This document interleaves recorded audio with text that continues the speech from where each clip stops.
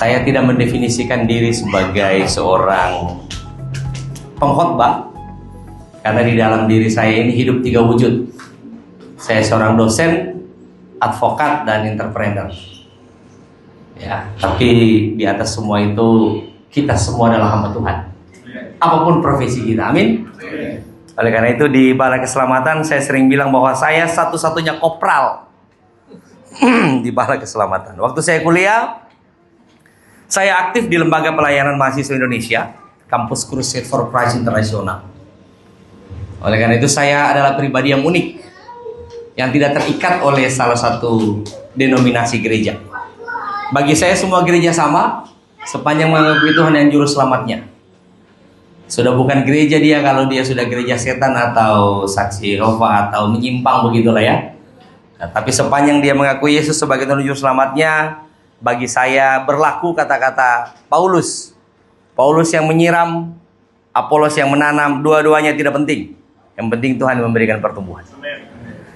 Baik, Bapak Ibu Saudara-saudara, saya diberikan nats renungan oleh Pak Mayor yang ganteng ini. Sukacita dalam Kristus, yang akan kita baca karena ini sudah masuk Advent ketiga, berarti kita sedang bermasa raya Natal ya. Mari kita buka Lukas 2 ayat 11, ayat 10 sampai 11. Bagi yang sudah ketemu, kita baca sama-sama ya. 2, 3. Jangan takut, sebab sesungguhnya aku menyatakan padamu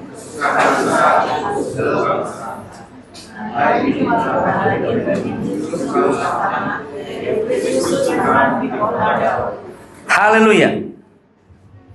Sukacita dalam Kristus. Itu temanya hari ini. Bapak Ibu Saudara-saudara, pasti tidak menjadi rahasia lagi bahwa Natal identik dengan sukacita. Di Sulawesi bilang lonceng gereja soba bunyi. Satu-satunya yang gelisah dan tidak sukacita adalah babi.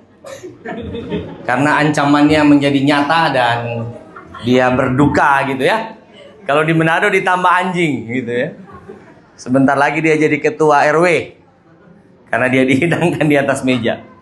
Identik, Natal identik dengan sukacita. Tapi pada kesempatan ini, Bapak Ibu Saudara-saudara, saya ingin berbagi, saya ingin kita merenungkan makna sukacita yang lebih dalam.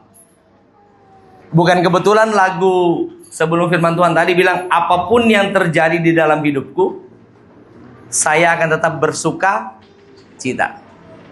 Oleh karena itu saya akan lebih menitik beratkan perenungan firman Tuhan pada siang hari ini, pada pagi hari ini, pada kata sukacita. Sukacita yang sejati.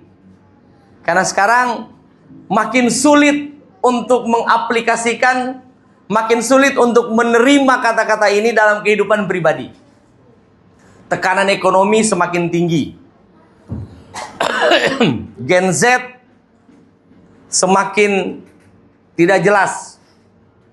Satu-satunya yang jelas di negara ini katanya adalah ketidakjelasan itu sendiri. Ya, gig economy, sandwich generation, dan seterusnya. Zaman dulu, zaman ayah saya, ini masih satu generasi loh. Saya belum cucu. Ayah saya dulu begitu karena langkanya sarjana waktu itu. Belum jadi sarjana sudah diminta pemerintah untuk kerja. Bahkan dirayu-rayu. Sekarang, ya beberapa bulan yang lalu, saya tidak bermaksud mendiskreditkan pendidikan ya. Karena saya juga seorang pendidik, saya seorang dosen. Saya kaget membuka aplikasi ketika kantor kami membutuhkan driver. Dan yang melamar adalah seorang master S2. Saya bilang, "You nggak salah." Dia bilang, "Enggak, Pak." Oke, nggak ada masalah memang. Saya juga dokter, kalau memang saya disuruh jadi sopirnya kepala staf yang datang kemarin, saya juga mau, nggak ada masalah.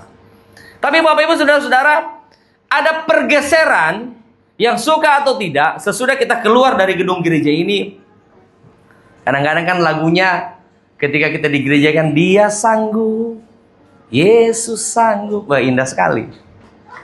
Begitu keluar dari gereja, bertemu dengan realita, lagunya berubah.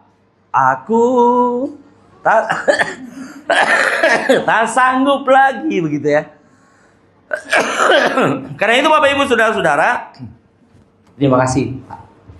Karena itu Bapak Ibu Saudara-saudara, mari kita coba lihat dalam teologi Kristen, apakah sukacita sejati? Mari kita buka Mazmur 16 ayat 11. Bagi yang sudah ketemu, terutama OM, orang muda terpanggil ya, ada di sini. Coba baca dulu OMT. Baca Mazmur 16 ayat 11, silakan. Engkau memberitahukan kepadaku jalan kehidupan. Di hadapanmu ada sukacita berlimpah-limpah. Di tangan kananmu ada nikmat senantiasa. Terima kasih. Waktu pengutusan di Kalawara, jadi waktu itu Komter melakukan altar call. Jadi yang mau mengabdi menjadi opsir disebut dengan OMT. Karena suasana yang begitu syahdu, saya hampir maju. Tapi saya sadar saya sudah tidak lagi muda.